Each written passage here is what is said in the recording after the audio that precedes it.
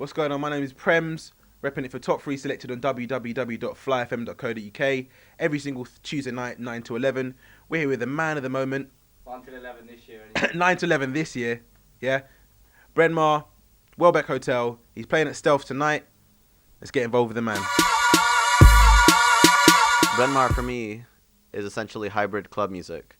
So I'm drawing from multiple sources from all over the world, trying to make something unique out of it. The foundation for that, though, is definitely hip-hop, R&B, house, and then a lot of the ghetto house juke stuff that I grew up with in Chicago, and a lot of the UK-based stuff that's coming out. So essentially, yeah, just borrowing from all of those and trying to combine bits and pieces to sort of find like a really unique middle ground, you know? I feel like I have an aesthetic. I have an aesthetic that I work within. I have like my own parameters that I work within. But it's pretty big, and I mean, there's a lot that I like. Like, I'll throw in a jam, like a cut for the streets, or some a little harder, a little bit more rough around the edges. And then the next song I'll make will be straight up like a shanty pop remix, essentially. You know, my own version of a pop song. Yeah, it's just kind of whatever comes. You know, I just sort of work with it. I've been making music for a long time. Just depends on the mood too. Sometimes like I feel really good, it comes out a certain way. Sometimes maybe it's been a rough week or a rough day or whatever, you know, and just need something a little bit more aggressive. I just kind of I don't just start. I just go into it, and then we just kind of see where it goes at the end.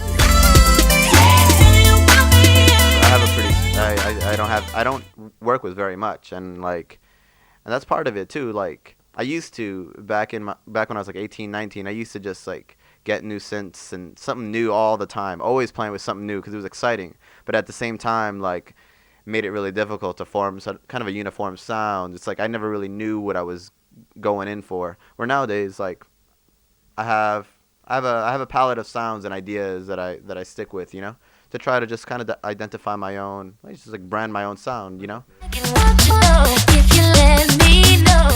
Yeah. I got a Mac. Primarily Ableton Live and Pro Tools. So I write the majority of stuff in Ableton, maybe like 85-90%, and then I end up mixing and editing a little bit in Pro Tools, yeah. Okay. And that's pretty much the bulk of it. I use like most of it just like in my own little home studio. There's a studio that I go to in the Lower East Side if I need to do maybe something with vocals or use some of their synths or something, but lately it's been mostly just like the computer software. No, not originally. I started off with a pair of decks, like just turntables, 1200s.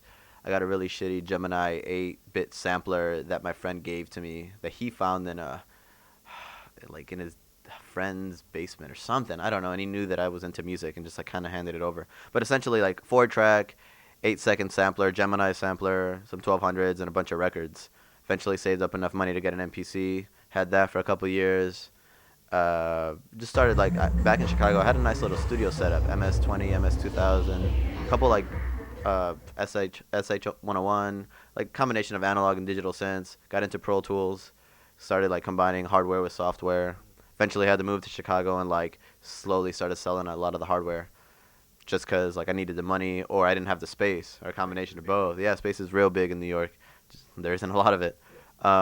And so I'm in a situation right now where I've been using primarily software, and because I travel a lot and I make a lot of beats on the go, but I want a little bit more hardware, a little bit more of a equal balance. So we'll see what happens. Feels good, man. I mean, I've been making beats since I was 15, I've been making beats for a long time. So I'm ready. Yeah. I'm ready. I ain't mad. I'm here in the 20th of June. That's what we're going with right now. It got pulled back a little bit, or it got held back a little bit due to some art stuff and a couple other things, but June 20th. So what process did you...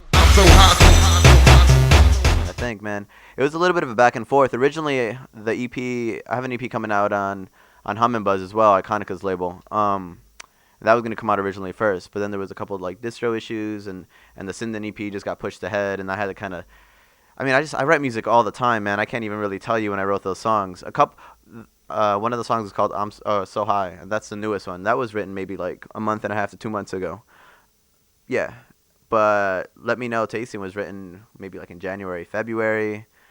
Let's Pretend probably in February. Like, I'm not even sure either. Like within the last few months, I write all the time. Boy, you got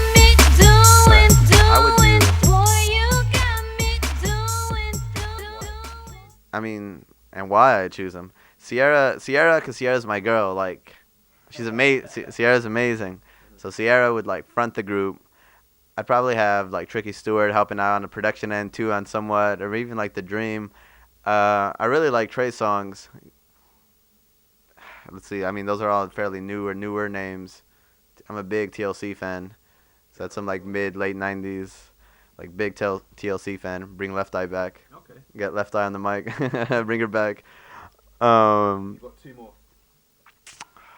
This is so like. Let me see. You know, you can even go into the 80s. You can go back to like Guy.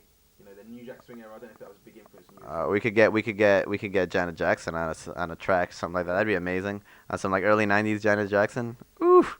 Most definitely. Who else? One more. R. Kelly, cause he's classic. He's the man. Yeah, Okay. for sure. So we got the supergroup now. We got R. Kelly. What's the supergroup? R. Kelly, Sierra, The Dream. The Dream. Oh, wait, I went over 5 already. Well, that's cool. It's a production team as well. So back now to I sent in a song called Heavy Pockets that I made about 2 years ago or so, and he was just real receptive to it. Wanted to hear more, and so I just kind of kept him in the loop. Write new songs, just kind of send them over to him.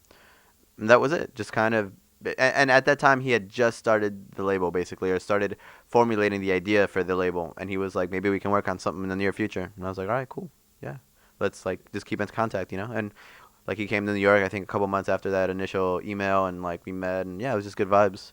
He's been nothing but nice. supportive. Yeah, nothing but supportive and nice, and yeah, it's been good. Yeah.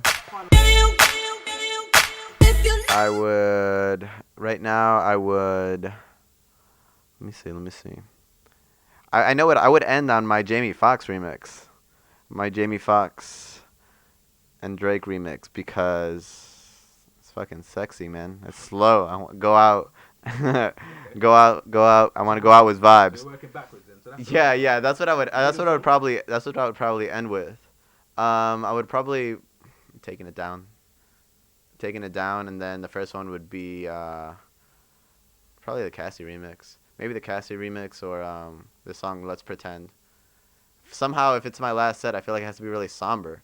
I'm like busting out this, like, I'm gonna cry while I'm DJing and shit. But probably this new song called Let's Pretend that's coming out a couple months, and then taking it down, and probably end on the Jamie Foxx remix. Slow it down on some like real sexy vibes for a little bit before I go out.